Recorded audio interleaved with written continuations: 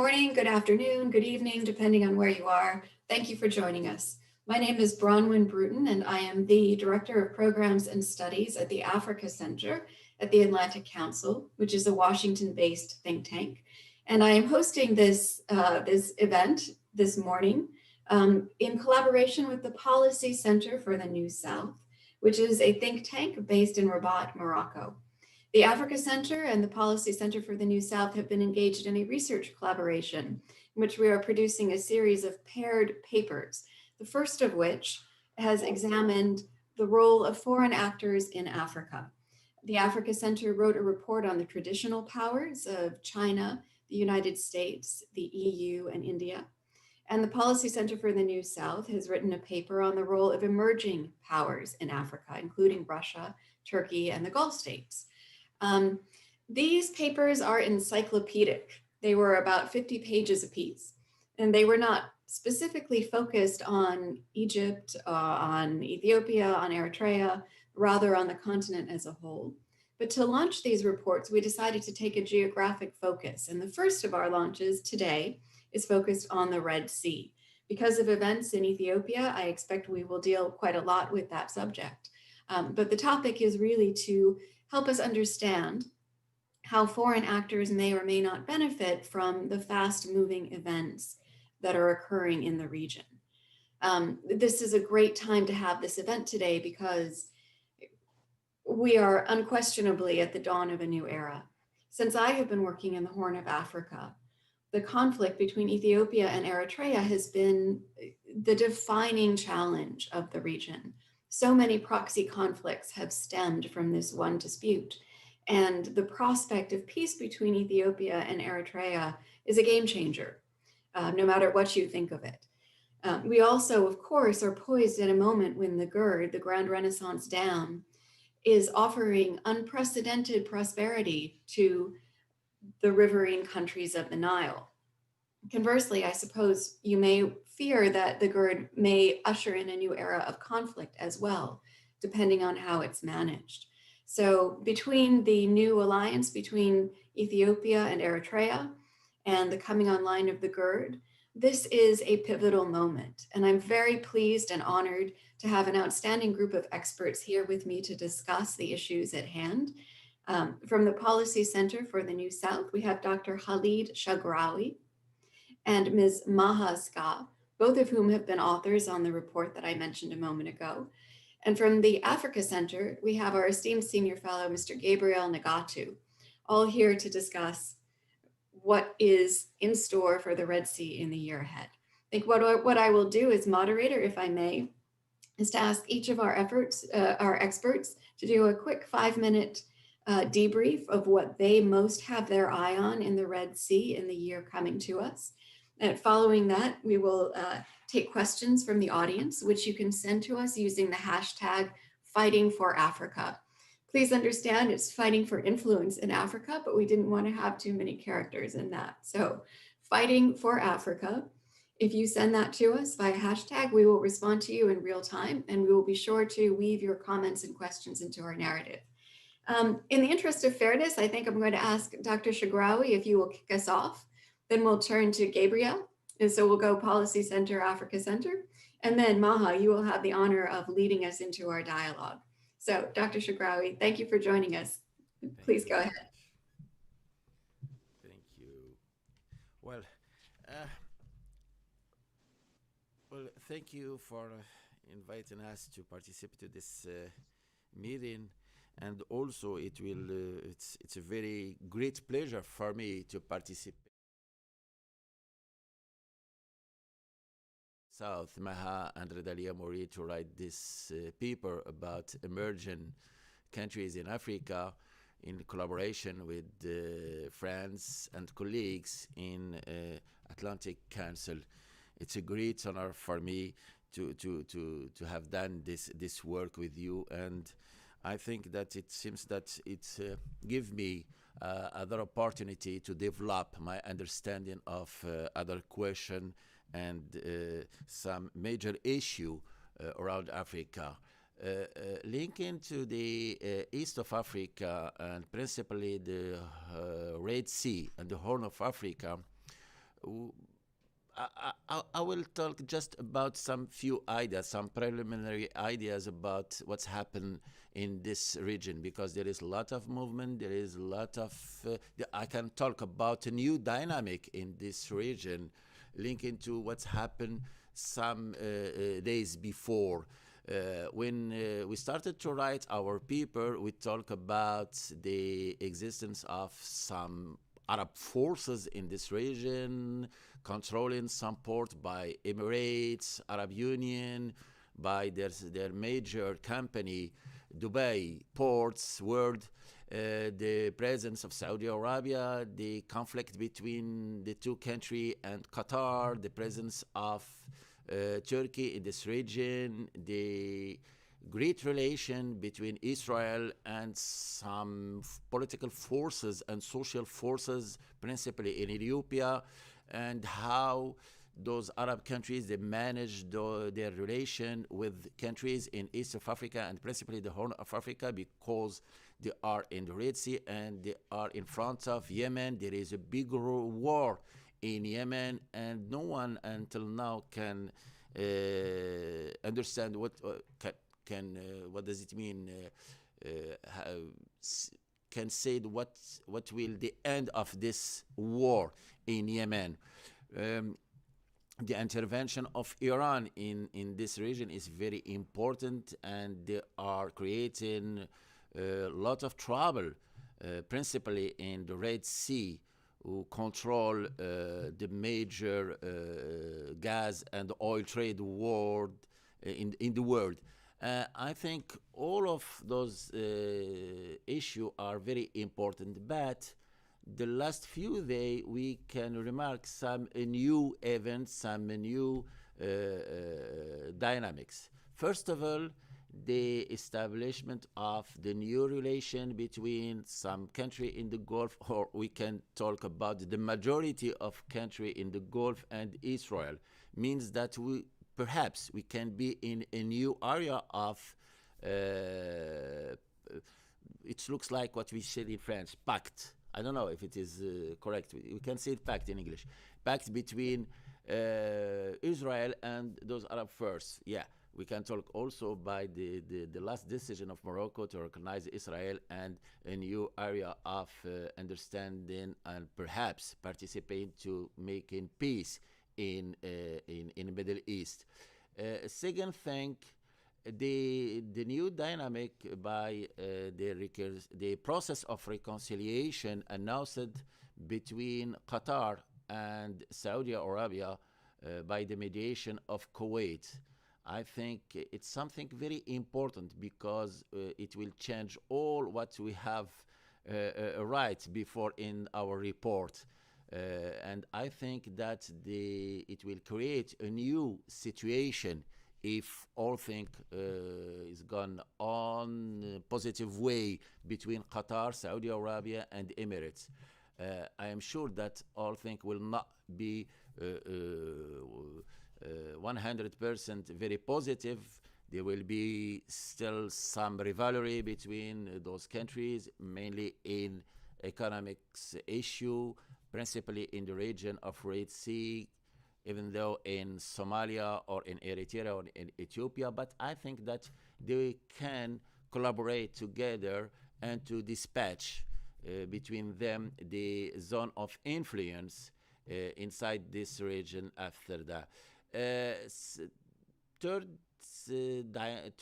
positive dynamic, what we read in some Israeli newspaper, principally in Haaretz newspaper, about some movements and some contact between Turkey and Israel. Yeah, as we know, all of us, that the relation between the two countries, it's not in the top of the positive way, but they find all the time what does it mean, platform to discuss together and to resolve their contradiction and their conflict.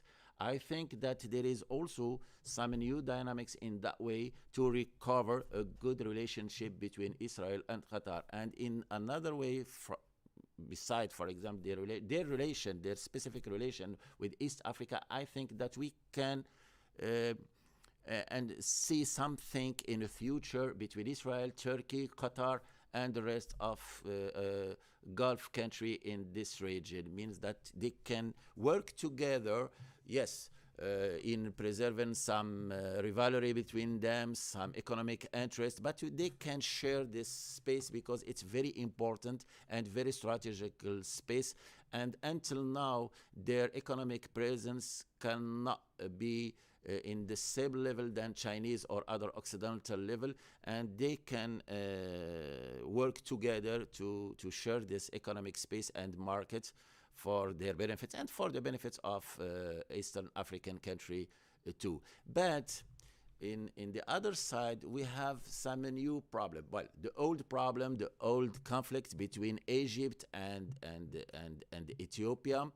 It seems that it will not be resolved in the future next days or month. I think that there is a big contradiction between the two countries, and I don't understand how can Egypt in their new situation, because when we talk about Egypt now, I think that there is no comparison between Egypt in 1960 or 1970 or 1980. The situation changed a lot, and Ethiopia became a major player in not only in Eastern Africa, but in all African country. But beside that, there is something new inside Ethiopian country until now. But let me say something very important for me, that until now there is, all some information, and all of people talk about the conflict between Tigray and principally Mr. Abiy, the central government. The experience of federal managing policy in Ethiopia, they are living a very critical situation. There is some mutism, or we say that? Mutism? Mute, or we didn't talk a lot about in Africa. Silence about what happened inside Ethiopia, because we are afraid to not understanding well what does it happening between the Tigray region and the central government and federal government in Addis Ababa. The question that how can, or what is perhaps the future role of Egypt in that conflict? Can they use it? And if they can use it, they will added other contradiction to the situation, and perhaps it will be so difficult for federal government in Addis Ababa to recover peace in that region. Until now, the process of peace between Ethiopia and Eritrea goes on a very positive way, but when we know the relation, the social relation, the cultural relation between the region, Tigray region, and people in Eritrea, because that it's the same people, same culture, same ethnical appartenance. How can Eritrea resist inside this process, and how can people in Eritrea can accept that central government in Eritrea doesn't intervene in Tigray affairs beside their brother and against the federal government? Until now, I think that the key of this problem still exists in Asmara more than in Ethiopia. And in returning to the internal affair, I agree that I didn't understand well what's happened inside that area, but the problem, it's more personal question than ethnical question, because I am not sure that the issue between or the contradiction between Tigray and Abiy will still between two of them. It will depass them to reach the question between Oromo and Tigray, and perhaps between Amhara and Tigray. And we can feel something existing now and trying to establish themselves between some relation, some kind of relation between Amhara and Tigray in that region. I think that this issue can develop a new, perhaps I talk about a dynamic, positive dynamic at the first, but I think that can be a very negative things in that region. Well, in the third side, there is another kind of issue inside Red Sea. Perhaps the countries in East Africa, means Djibouti, Eritrea, Ethiopia, and also Sudan cannot control totally the security and cannot impose their policy in Red Sea. But when we see the relation between Gulf country, because they are very interested by Red Sea with Israel, and until now the majority of this area are controlling in terms of security by those countries, Israel and Arab Gulf country, after that Egypt let the two Sanafir and the other small island under the control of Saudi Arabia. How can Egypt stay outside this kind of geopolitical issue inside Red Sea if the situation change, and if perhaps, I don't know, because I think that Egypt until now they are waiting for a great support of Arab country, and this support until now still not very clear, because there is a lot of interest of those Arab countries in Ethiopia mainly, and Djibouti and others country, Eritrea and Somaliland principally. I think that, well, perhaps if I had opportunity to recover with my colleagues to rewrite our paper, I think that we will make another point of view and added something else. But I think that inside, as an African, I am very concerned, and not now, but the new dynamic in the Arab Gulf countries. But my concern now is what's happened in Ethiopia. You know, as African all the time, the last 10 years, Ethiopia became to give us, all of African, model of resolving border conflict by this process of peace with Eritrea. It looks like what's happened in the period of Davut Oglu, foreign minister in Turkey. Zero problem with the border and in the border and the behind. What does it mean? Well, in the border. But it changed a lot now. And second thing, how can Ethiopia still play a major role inside Africa as a central country, hosted the AU, if they cannot recover in peace inside this country? And thirdly, the example of federalism concept of managing public policy, internal public policy in Ethiopia. I think that there is a lot of question about the possibility of successful of this project or falling down of this project. I think we hope that Ethiopia can resolve their own problem, because the impact of the other region in Africa and other conflicts in Africa, I can talk about what's happened in South Sudan or in other region in Africa without talking about what's happening in our region in Western Sahara, or like you said. But I think that the example of managing African internal policy in Ethiopia can have a great impact after that. This is only some issues, some question that I am concerned by it, and I hope that this positive dynamic in the Arab world, in the Middle East, can have a good impact and a positive impact in other region in Africa. Still, the problem of Iran.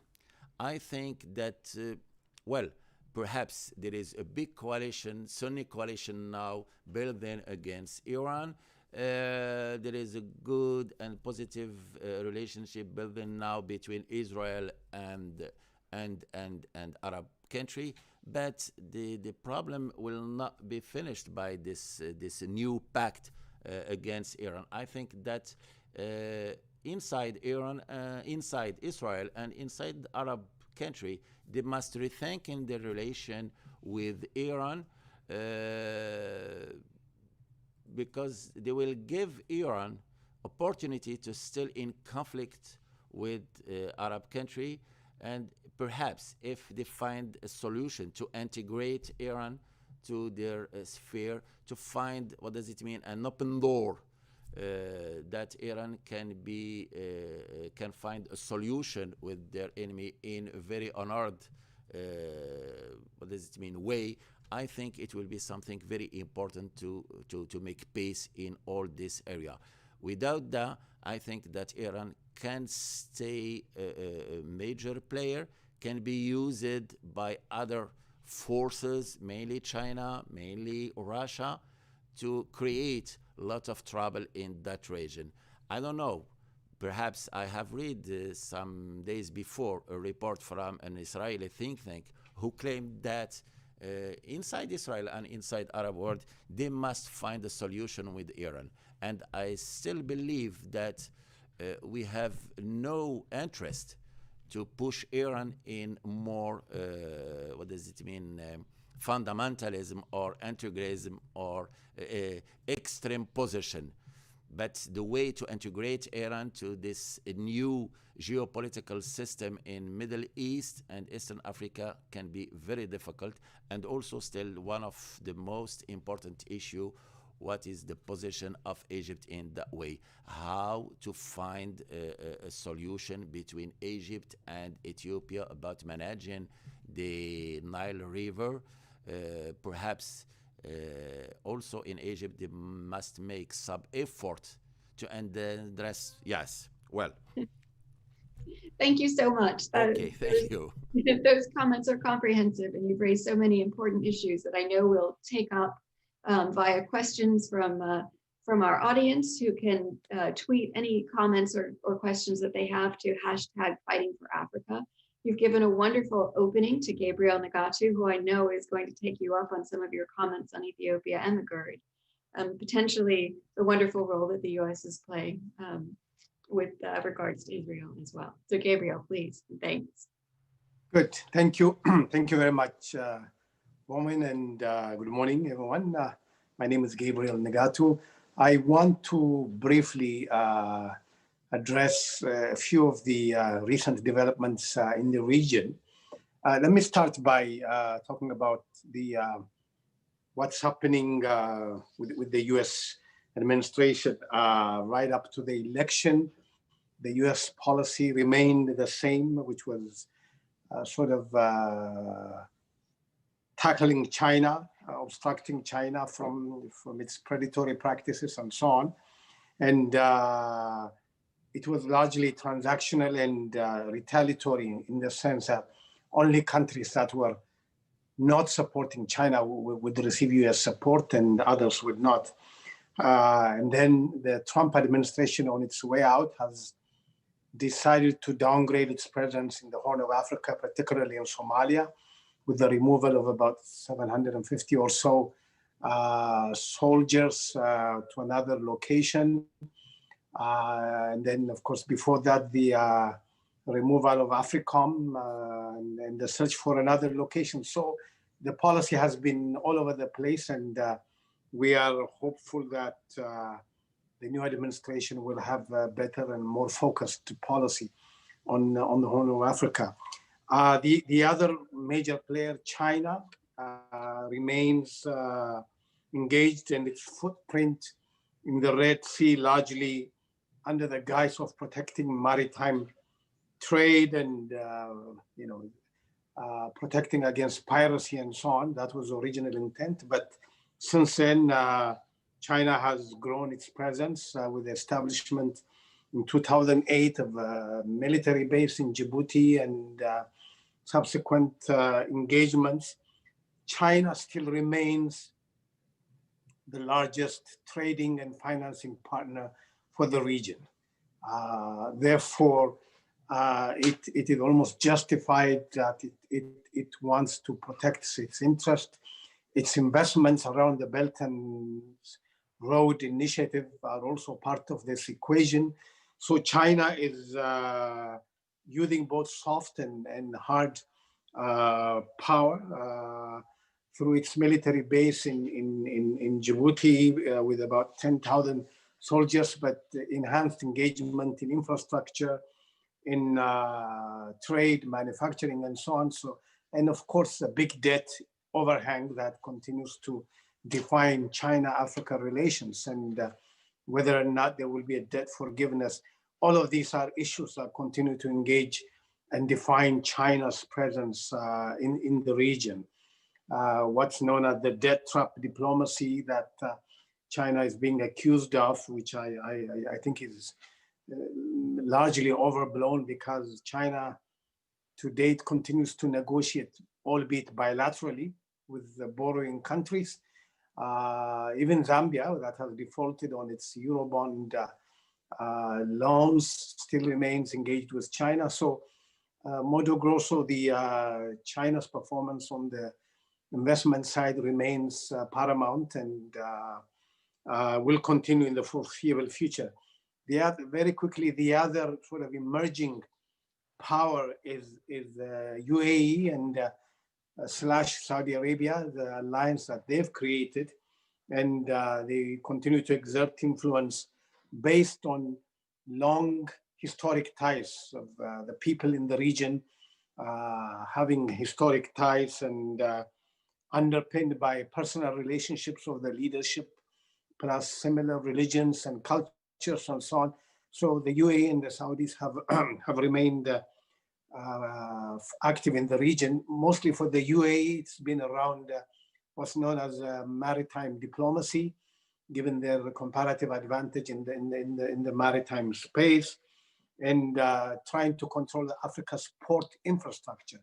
If you look up and down the eastern coast of Africa, from almost the Suez all the way down to Durban, about 8 or so big ports, and DPW, Dubai Port World, controls about 5 of those and continues to build its portfolio of port infrastructure in the region. Similarly, they are looking at the region as a way to, as a buffer against Iranian engagement, particularly around Yemen, the Houthi issue in Yemen, and the threat that Iran may use the Red Sea region. A foothold in the Red Sea would give Iran a launch pad to export armaments and soldiers into the Red Sea. Across the Red Sea into Yemen has been a driving force for both these powers, the Saudis and the UAE. So they've protected that Red Sea region quite well. Just to give you an example, in 2017, the UAE was kicked out of Djibouti by the Djiboutian government. But since then, they have gone on to sign 30, 25-year concessions in Berbera, in Somaliland, in Bosaso, in Puntland, in Assab, in Eritrea, both for a military base and a commercial port, as well as Sokhan in Egypt. So they pretty much control the entire eastern coast of the Horn of Africa. So the UAE presence is quite large and will continue. Of course, their knowledge of maritime and port management issues, plus the resources that they bring to bear, give them a unique advantage. Now, very quickly, let me move on to what's happening in the region, particularly in Ethiopia, and how it's affecting the rest. On November 28th, Prime Minister Abiy declared the fall of Mekelle to the federal forces. I won't go into the background of what started this and that, but let me speak directly to Khalid to say this was not an assault on the people of Tigray. No, it was not. It was a conflict between the federal government and the TPLF, the party, not the people of Tigray. Please let us not continue to say this was an attack on Tigray. No. And the proof for this is how uneventful the fall of Mekelle was, or the fall of any of the other towns were, where the people virtually did not put up resistance, and in some cases even welcomed the federal forces. In some cases, they surrendered the arms that were given to them by the TPLF to resist the incoming federal forces. So I think this is a tribute to the great people of Tigray, and the fact that there was no bloodbath in those cities, and the fall of Mekelle marked the end of any active conflict in Tigray. But the pursuit of the escapees, the fugitives, if you want, will continue. And this will take some time. Remember, the US declared the fall of Iraq, and it took them 8.5 months to capture Saddam Hussein. And that's in an urban setting like Baghdad. Now, this is a big province, largely rural area, and the search is taking place by foot across Tigray, and will take some time. But in the meantime, the reconstruction and rehabilitation of Tigray has started in earnest. Look at the websites today. Telephone lines are working in Tigray. Electricity is back. Internet is back. Life is returning to normal in the Tigray region. Yes, there are pockets of resistance, pockets of conflict and hardships. This is a very strong party with a very strong army, and it's not going to go out without a big bang. But by and large, I think today Tigray is peaceful. The humanitarian corridor has been opened. Medicine and other supplies are arriving in Tigray. The reconstruction has begun, and the interim administration is being set up. It's starting its work today, and is preparing Tigray for an election that they themselves will conduct. This point also marks the beginning of a post-TPLF dominated Ethiopia. It marks the beginning of a post-TPLF dominated period in Ethiopia, where the dominance of TPLF into the economic, political, social, and security lives of Ethiopia and the whole region comes to an end. In this, and I think Khalid partly raised this question, this also marks, in my view, the beginning, at least, of the end of ethnic federalism in Ethiopia. Ethiopia will forever remain a federated state with groups and ethnic groups and other amalgamation that will have the right to self-determination and so on, as enshrined in the Constitution. However, it will be the end of an ethnic-based alliance and move more towards a policy and agenda-based federalism, where you run and win votes on the basis of your program, your agenda, and not your ethnic affiliation. Now, this also, of course, marks the point of an inward-looking post-TPLF Ethiopia. Ethiopia in the foreseeable future will be inward-looking, and there will be a vacuum, a power vacuum that will be created that will shift the narrative in the region. As Ethiopia looks inward to rebuild and reconstruct and rearrange itself, there will be a regional power vacuum, and that will change the discourse and the dynamics. I think the convergence of political, economic, and security energies that prevailed in the conflict will influence the region's new balance of power. And there will be new alignment, a new regional balance of power.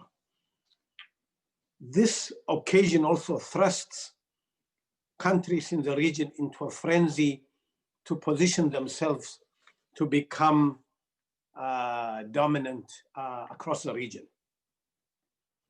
for the geopolitical advantages of dominating the region, closer to home. But far afield, it will also embolden countries like Egypt and UAE and Saudi Arabia and Qatar and Iran and Turkey, who are likely to join the race for dominance of the Red Sea and the Bab el-Mandeb waterway. So an inward-looking Ethiopia that's still sorting out these issues and the vacuum it creates will indeed create an opportunity for both regional countries and countries from afar to try to position themselves. But closer to home, I think that the most important development, and perhaps the single most winner, if at all there is a winner in this situation, is the rapprochement and alliance between Ethiopia and Eritrea. I think this is an alliance built over years of hate and disruption led by the TPLF. Today, I think that rapprochement is a people's-based rapprochement, not led by the leaders. Of course, we are always seeing the leaders, but it's an institutionalized coming together of the two people who never had an issue with one another. So this alliance will also define how the region develops. I think what we are seeing is a period where President Isaias is now observed conducting shuttle diplomacy across the region from Egypt down to Addis, shuttling back and forth on everything from the GERD to peace and security in the region, where he himself has adopted diplomacy to address border conflicts with neighboring countries like Djibouti. So you are beginning to see the emergence of a regional statesmen across the two countries. I think the TPLF was a disruptor in this equation, and the removal of the TPLF or a weakened TPLF will see a stronger rapprochement between the two. With the role of the TPLF either downgraded or non-existent in Ethiopia, the Abiy-Isaias duo points to a regional leadership alliance. These two will emerge, the unequivocal leaders. These two countries will emerge as the two leaders, but very much with Somalia and Djibouti in the fold. Somalia and Djibouti will make the four Horn of Africa countries, and subsequently countries like the Sudan and Kenya to come into the bigger Horn of Africa to create the largest and strongest economic bloc in the continent. I think with Sudan and Kenya joining, this will be the largest economic bloc with close to 200 million people, plus 200 million people, and economic power to boot. So I think the initial alliance will see Ethiopia and Eritrea plus Somalia and Djibouti in the initial fold, but the secondary circle, what is known as the Cushitic Alliance, will come into existence shortly, to be followed thereafter by countries like the Sudan and Kenya coming into the fold to create the larger Horn of Africa and a powerful region. Concerning the GERD, let me just say one or two words. As of now, the negotiations on the GERD are not advancing, are at a standstill, but the AU continues to mediate. Prime Minister Abdullah Hamdok is also trying to kickstart that mediation, even though Sudan has its own issues. But what is clear, and I think in that process, the US clearly missed a golden opportunity to mediate and bring the parties to the table successfully because of the short-sighted view of the administration. But what is now happening or will happen is Egypt has come to realize that it is only through mediation and negotiation that that issue will be resolved. Recently, we have seen Egypt shuttling across the region, South Sudan, DRC, Kenya, and so on, trying to win popular support. This is well and good, but at the end of the day, this will be decided between Egypt, Sudan, and Ethiopia. So I think we are very much in that mold, and we'll see the alliance, the Horn of Africa alliance, come into force and support, bring an end to Egypt, to the GERD issues, and make the GERD a win-win situation. Let me stop here, Bronwyn, and maybe come back on some of the issues in greater detail during the Q&A. Thank you very much. Absolutely, Gabriel. Thank you so much. And indeed, there are a lot of questions coming in on the issues that you've spoken about, and I know we'll have a lively discussion. Maha, very eager to hear your thoughts on this. Thank you, Bronwyn. I agree with both your analysis, Bronwyn and Professor Shagrawi, about this new dynamic unfolding in the region. It is truly, as you said, Bronwyn, a pivotal moment, and we can see a real shift of the regional geopolitical balance of power. And as Gabriel said, it will, and most likely only embolden emerging countries' ambitions in the region. I just wanted to clarify that this paper was in fact broader than just the Horn of Africa and the Red Sea, but we decided really to focus on countries who had made a significant effort to engage with the African continent, and who made this engagement a core element of their foreign policy strategy. But it is true that competition and rivalry and even ideological quarrels have been particularly fierce in the Horn of Africa. And throughout our paper, we tried to gain a broad vision of what are these emerging actors' main interests in order to see and understand how these play out on the ground.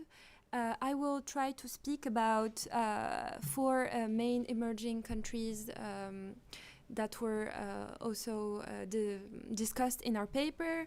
First, the UAE, although a lot has already been said by the other speakers, Saudi Arabia, Turkey, and finally Israel. In fact, I mean, clearly Saudi Arabia and the UAE have become significant players in the Horn. It is due, of course, to their involvement in Yemen, and they solidified their presence in the Gulf of Aden. But it is not only about Yemen. And in fact, only 2 years ago, it seemed that old political disputes had at least been put to rest, partly thanks to the role of external actors, and with the election of Prime Minister Abiy Ahmed, he made it clear that he wanted to resolve his country's dispute with Eritrea, which had led to frozen relations and since 2000. And it was symbolized in September 11, 2018, when the border was officially reopened, and the key dynamic resulting from this rapprochement that Gabriel mentioned is, of course, the new security, competition, and rivalry involving, on the one side, the Gulf states, and on the other, Turkey and Iran, but of course also more traditional actors, which were discussed in the paper written by the Atlantic Council. I think that this strategic situation can be understood as really an extension of Middle Eastern power struggles. So, of course, the Saudi-Iranian conflict on the one hand and the intra-Gulf quarrel on the other, which has been pitting Saudi Arabia and the UAE against Qatar and Turkey, and had, of course, other ramifications in Libya and elsewhere.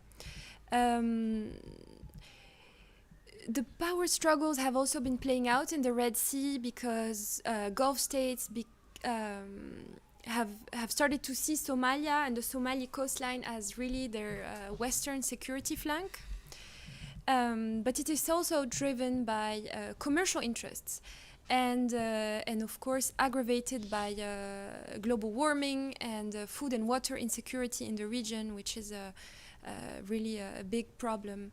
And the security as well as economic competition is unfolding, as you mentioned, Gabriel, in the backdrop of a Chinese expansion into Africa and Sudan.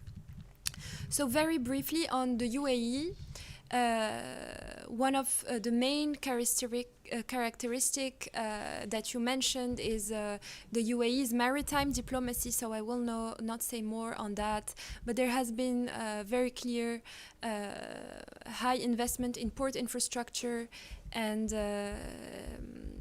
you can see in the report for more details on which ports are actually controlled by the UAE and its Dubai Port World company. I will focus on 5 main reasons why these maritime zones actually matter for the Emirates.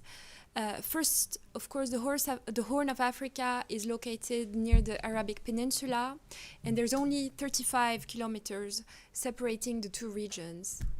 Second, the UAE's presence in the shores of the Horn of Africa enables them to conduct military strikes on Yemen from a near distance, and of course it gives them a strategic and competitive advantage over their rival Iran and the Houthis. Third, the Horn of Africa shore control also the access of a number of strategic areas, and there is namely Djibouti and Eritrea with control over the strategic Bab el-Mandeb Strait.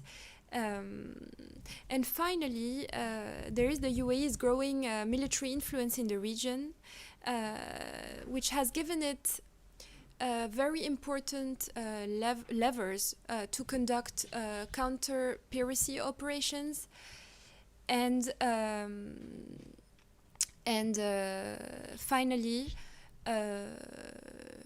countries in the Horn of Africa are still considered among the poorest ones in the world, and this makes them particularly vulnerable to economic offers and pressures of rich Gulf states.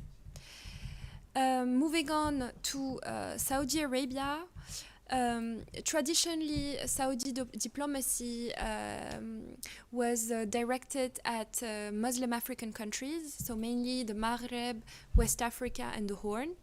And its influence was exerted mainly through the religious sphere. The Saudi presence in Africa was reinforced after the Iranian Revolution of 1979 to counter the spread of Shiism on the continent. And more recently, Saudi Arabia has also tried to curb its Qatari neighbors' quest for influence in the region. I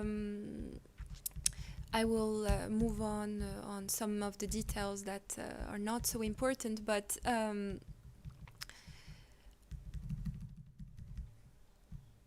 let's go to Turkey. Turkey's influence in the Horn of Africa is not new. Turkey has gained a very strong foothold in Somalia. It became a significant provider of aid. It is now managing key infrastructures such as the port and airport of Mogadishu, and it is also backing the Somali army. This started, in fact, in 2011 when President Erdogan was the first president to visit the country that was gripped with the famine. And it is, of course, part of a very larger, broader Africa policy pursued by the AKP party in Turkey. But what started out as first a humanitarian policy grew more complex over time. And Turkey not only increased its aid and started financing numerous development projects, it also started getting involved in state-building processes.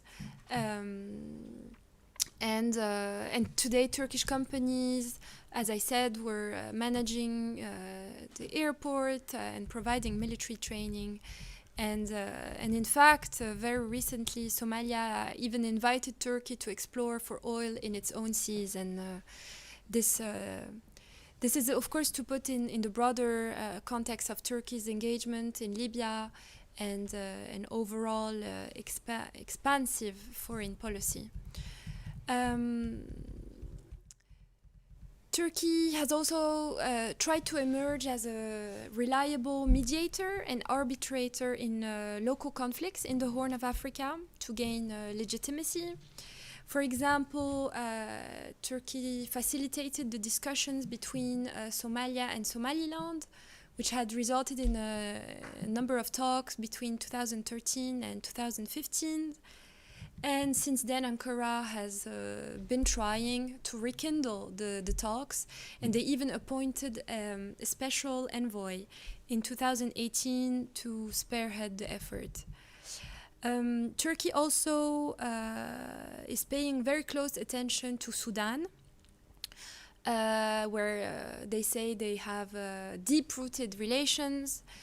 There is a deal that was announced in December 2017, which would have seen the port of the Suakin Islands leased to Turkey for 99 years.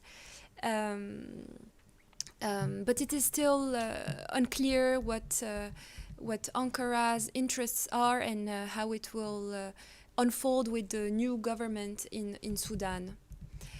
And finally, moving on to our last emerging power, Israel, due to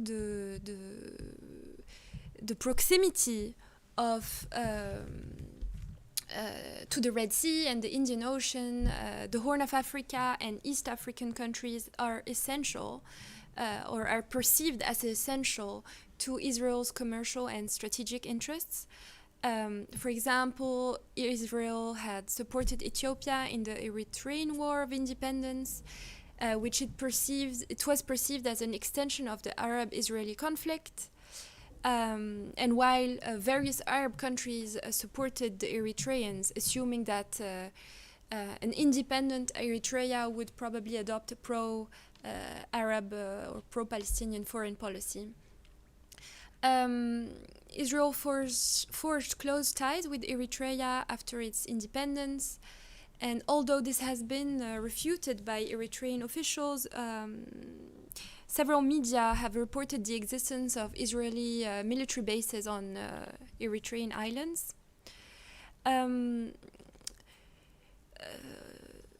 Israeli security intelligence have also been very active in the East of Africa region to help combat terrorism. For example, in 2013, during an attack in the shopping mall of Nairobi by Al-Shabaab, Israel forces quickly intervened in support of the Kenyan troops in order to regain control of the mall.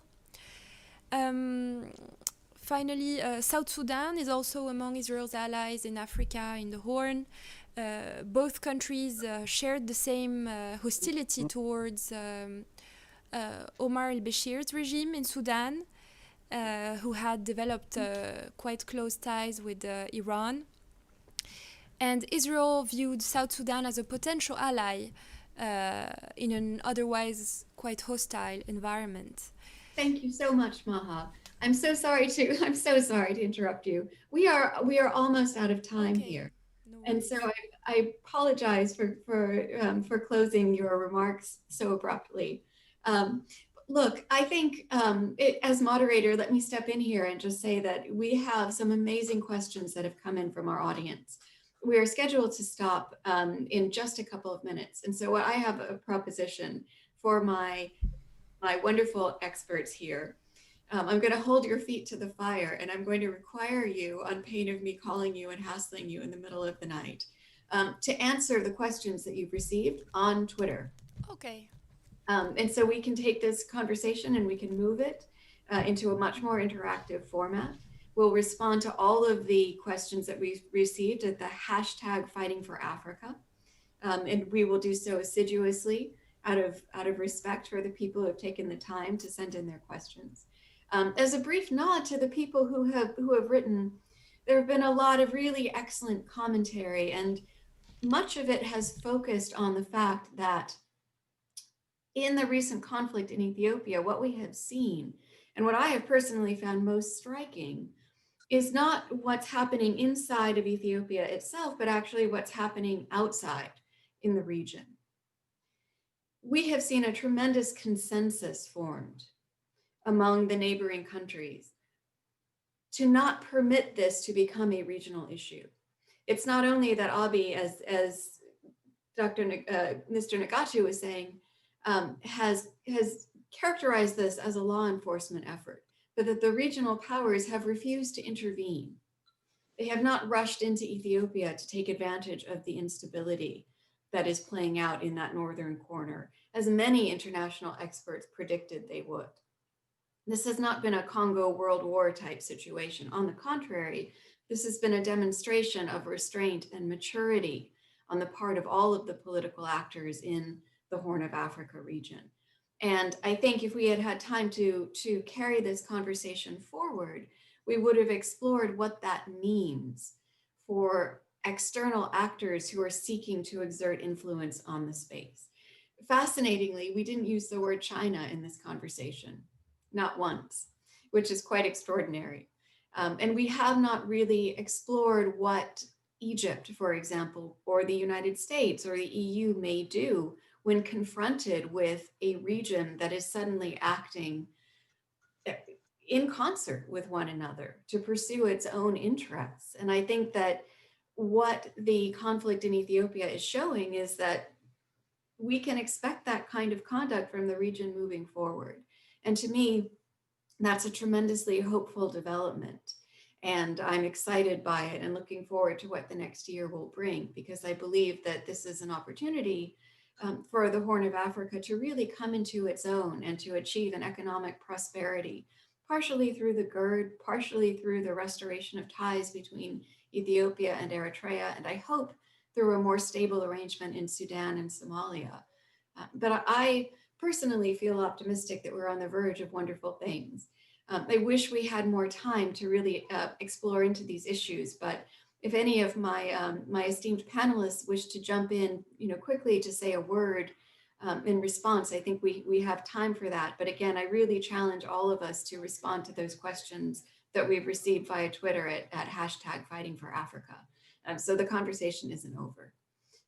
Gabriel, Khalid, or Maha, any quick word to throw in?